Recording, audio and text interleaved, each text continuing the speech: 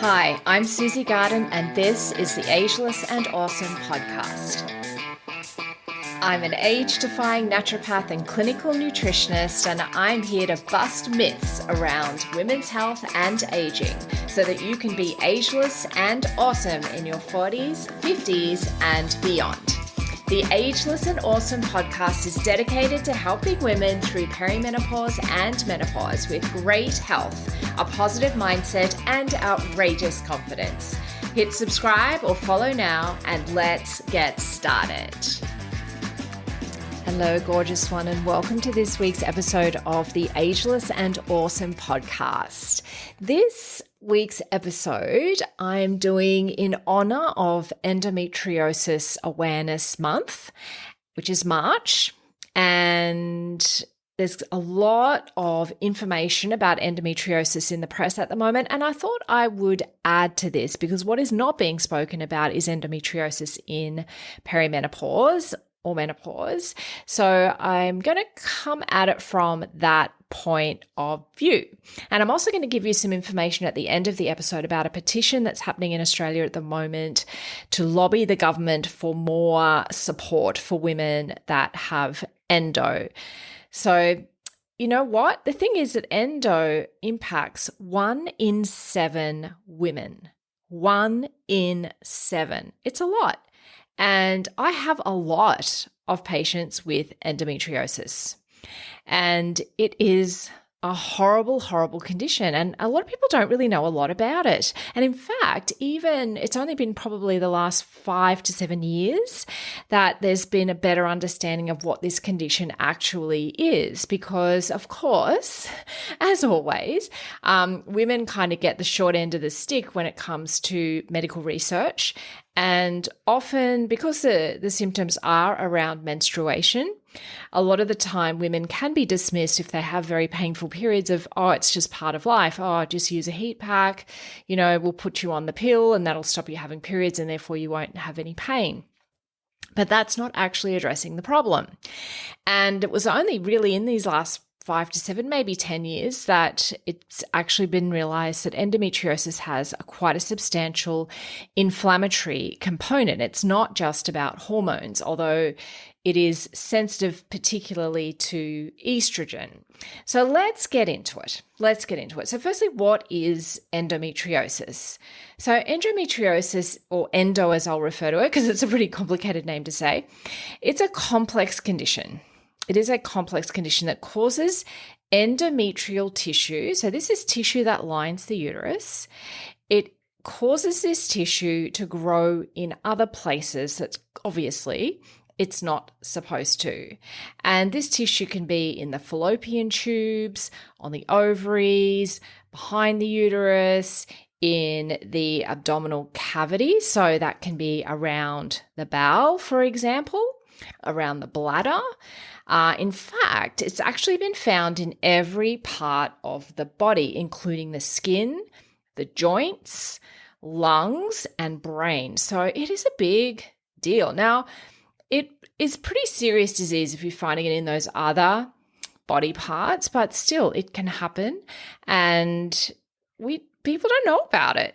I remember when I was a theatre nurse in the 90s, I would see patients having their laparoscopies for endometriosis all the time. And the doctors would just go in with a laparoscopy and they'd diathermy or laser the chocolate cysts and get rid of the endometrial tissue that they could see. But, there can be complications of that, of adhesions. So that's when the bowel can stick to other parts of the bowel or other tissues can stick to the bowel, like the ovaries, for example, or fallopian tubes. And that causes problems in itself with the gut. And I see lots of women with endo and IBS or IBS-like symptoms. There can be a very strong correlation between gut health and endometriosis. And this is really important as well, because we all know now how important having good gut health is to our overall health and well-being. So let me go back to, what is this condition? So it's when we have this endometrial tissue growing where it's not supposed to be. And what happens then is with our menstrual cycle, when it comes to our times of days of flow, the tissue in all of those other areas of the body, this endometrial tissue, also flows. And that causes problems. And it also develops, as I mentioned before, these chocolate cysts. So chocolate cysts are, I know they sound nice, kind of, but yeah, that's like this dark brown fluid-filled cysts that are a characteristic sign of this endometriosis, of significant endometriosis disease. And as I mentioned before, we know with regard to endo, it used to be thought that it was about hormones. But now we know there's actually a pretty considerable inflammatory process that goes on with this condition. And that's why I see a lot of women with it, I think, is because I definitely get, as you probably know, if you've been listening to me for a while, my program, the Glow Protocol, is all about lowering inflammation in the body. And so I've had a number of women go through with endo that have had quite a considerable improvement in their symptoms just because we're lowering the inflammation. So the body's not quite so reactive to the inflammation. Therefore, the endometriosis symptoms can improve. But, can you have endo in perimenopause? Well, yes, you can. It can be difficult to tell if you're in peri or just having endometriosis symptoms, though, because a lot of the symptoms are the same. Women can experience in peri and in endo heavy periods, irregular periods, gut issues, constipation, urinary tract issues, pain during sex, fatigue, all of these things. So sometimes it can be difficult to know, are the symptoms because of this erratic estrogen that's happening in peri, or is it actually endo? And I have a number of women that are my patients that actually did not get diagnosed with endo until their 40s. And I suspect it's some of that surging of estrogen that may have exacerbated their menstrual symptoms and therefore drove them to then go and get investigated and get diagnosed. Because diagnosis is really difficult. It takes on average, and I've heard a few different numbers, but I'm getting my data mainly from Endometriosis Australia, but it takes on average around 6.5 years to get diagnosed.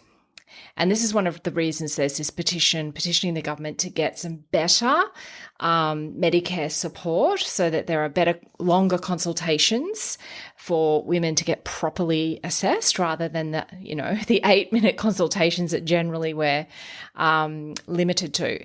So, and because, it is a complex condition, the tissue is found in so many different places. So a lot of these symptoms can really be difficult to pinpoint down to endo because they're going to present differently in different women depending on where that tissue is, if that makes sense. And even women that have had a hysterectomy and actually had their uterus removed, but their ovaries are still in place, you can still, because that endometrial lining can be anywhere else in the body, you can still have signs and symptoms of endometriosis, even though you may not be having a period as such that where the flow is coming out of the body. That flow will just be internal. And as you can imagine, it's still going to cause quite a number of issues. So let's talk a little bit more about perimenopause and endo. So as you know, if you've listened to the pod before, during peri, and especially in the early stages of perimenopause where the hormones are a little more unstable, so we get that drop away pretty quickly of the progesterone, but the estrogen ebbs and flows. So you can get these surges and then these dips. And when you get a disease like endo that's estrogen sensitive, these fluctuations in estrogen can really cause this periodic kind of worsening of endo symptoms. And in fact, researchers have found that the impact of perimenopause is most pronounced for people with advanced stages of endo. So stage 3 and 4 is where they're in peri, they're really going to feel it because of those increased levels and surges of estrogen. So, I guess the good news out of all of this is as you kind of reach that menopause kind of time of life and the estrogen levels get very low, many women will experience an improvement or even a complete relief of their endo symptoms. So that is awesome. However, for a small number, and the experts kind of feel it's around 2 to 5% of women who suffer from endo will continue to experience endo symptoms after menopause. Women with endo often enter peri earlier than other women, and they're at greater risk of developing health issues related to low estrogen. So there's a few things that go on. So it is important to get diagnosed if you're having symptoms of endo. And often, the pain that women are experiencing it's so much more dramatic than period pain. Like, it's sensations as if the uterus is being pulled out of the body. It's pain that's going down the legs. It's, really debilitating, can barely stand up, can barely get out of bed kind of pain. And Nurofen or ibuprofen isn't cutting it. And yeah, there's virtually no kind of pain relief that you can get over the counter that's going to cut it. So it is really important to be assessed. And if your doctor says everything is fine and you haven't yet had a laparoscopy, or you don't feel like you've had enough investigation, just keep pushing for it. Ask for a referral to a gynecologist or someone that actually is a specialist in the area so that you can be properly assessed and diagnosed and therefore get the appropriate treatment. There's actually no cure, just to be clear.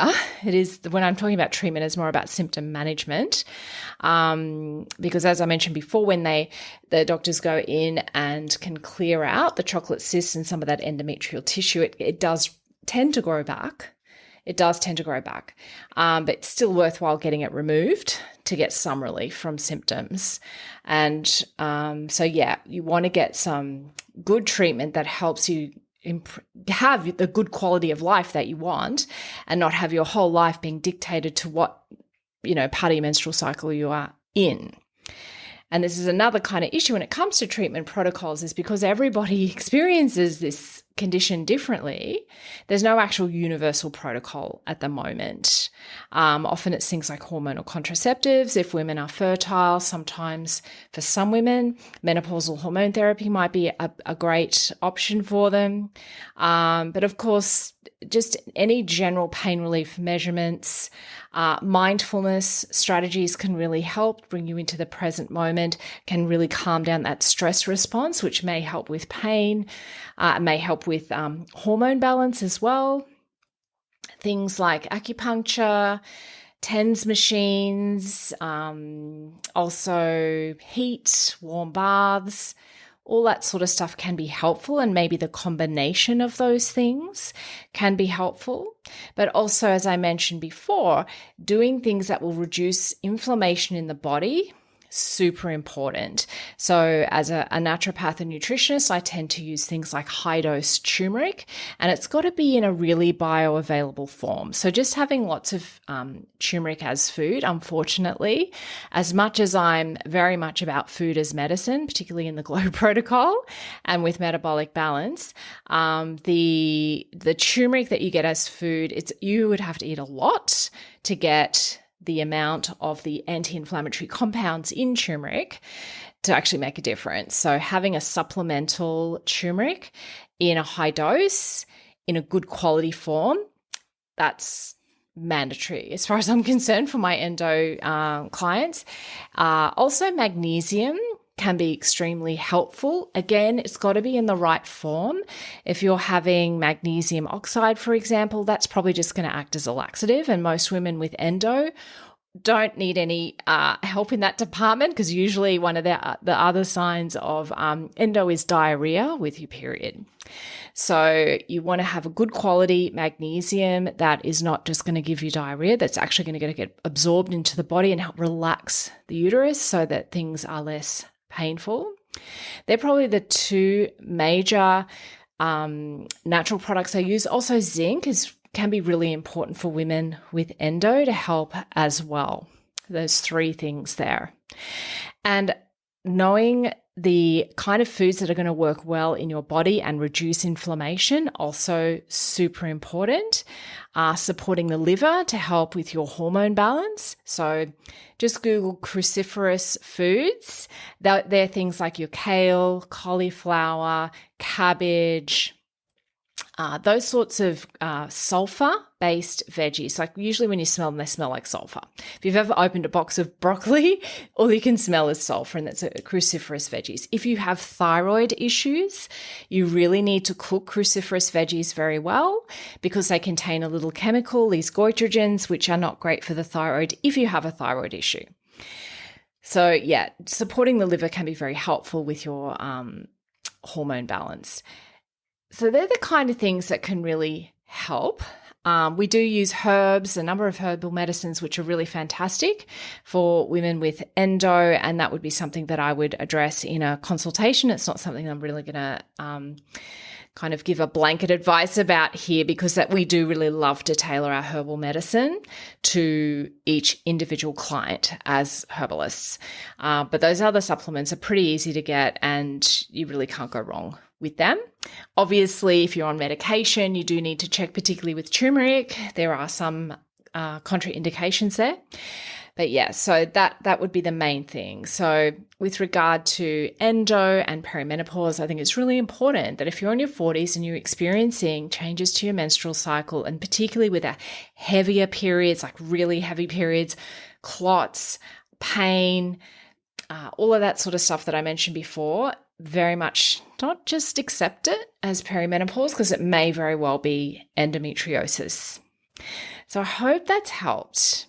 Please feel free to share this podcast, maybe take a screenshot and pop it in your own stories or share it, because the more awareness we can have around this condition, the better off women will be.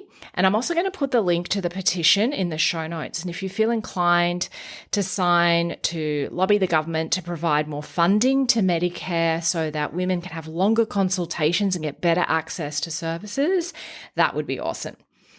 All right, so I will be back on Thursday. Enjoy your week. Get ready for International Women's Day on Friday, and my podcast on Thursday will be very much about that. Thanks so much for joining me. I will see you on Thursday. Thanks so much for joining me today on the Ageless and Awesome podcast. If you liked today's episode, please make sure you click the little plus button if you're on Apple Podcasts, or the follow button if you're on Spotify, so that you can get each new episode delivered to you every single week. If you like free stuff, and who doesn't, then head over to susiegarden.com and grab my 8 essential age-defying secrets every woman over 40 should know right now. Or if you'd like to continue the discussion, head over to Instagram and DM me at Susie Garden Wellness. I'd love to connect with you.